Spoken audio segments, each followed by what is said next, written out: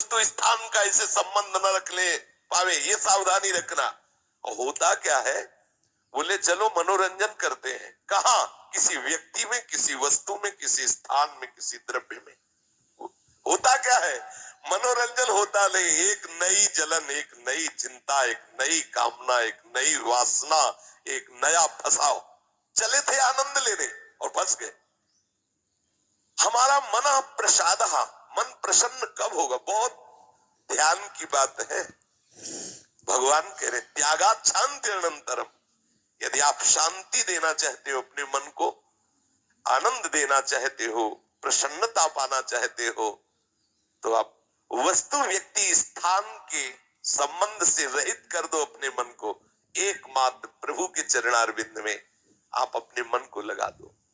फिर आप देखें आपका मन सदैव प्रसन्न रहेगा, क्योंकि प्रभु अविनाशी है। वस्तु व्यक्ति स्थान परिवर्तनशील है। वो एक रस प्रसन्न रह नहीं रह सकता जिसका वस्तु व्यक्ति स्थान से संबंध है, नहीं रह सकता, क्योंकि वो एक रस नहीं है। तो मन कैसे एक रस होगा?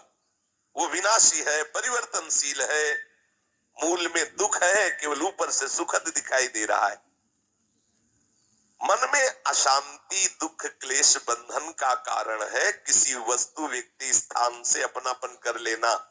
सूक्ष्मता से देख लीजिए, अभी हम यही फंसे हैं, चाहे हम ज्ञानी भगत हो, चाहे प्रेमी भगत हो, अभी केवल मन के भगत हैं। मन को अभी भक्ति के मार्ग में नहीं खड़ा कर पाए। किसी भी वस्तु व्यक्ति स्थान से राग न रह जाना, ये वैरागी का लक्षण है। समस्त वस्तु व्यक्ति स्थान में एकमात्र सच्चिदानंद आराध्य देव को देखना, ये अनुरागी का लक्षण है।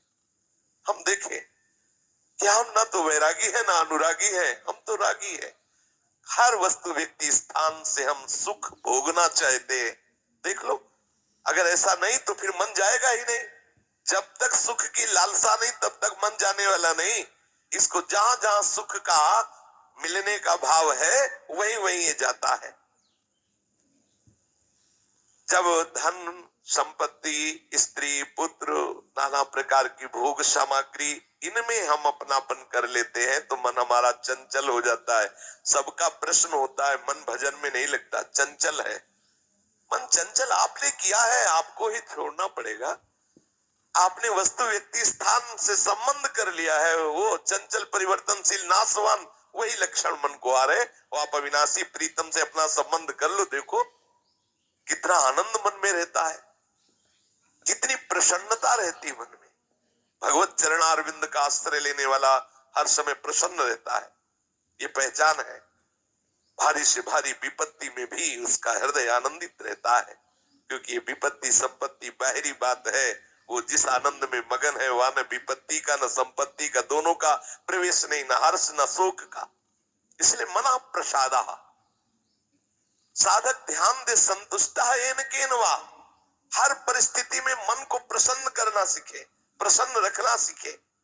परिस्थिति में प्रसन्न तभी रह सकते हैं जब भगवत चरणारविंद का आश्रय नहीं। कभी परिस्थितियां किसी को चैन नहीं लेने देती, कभी सहयोग, कभी वियोग, कभी हर्ष, कभी शोक, कभी अनुकूल, कभी प्रतिकूल, कभी मान, कभी अपमान। इसी द्वंद्व में हम पिसते रहते हैं, तो मन कहां प्रसन्नता का अनुभव कर पाता है।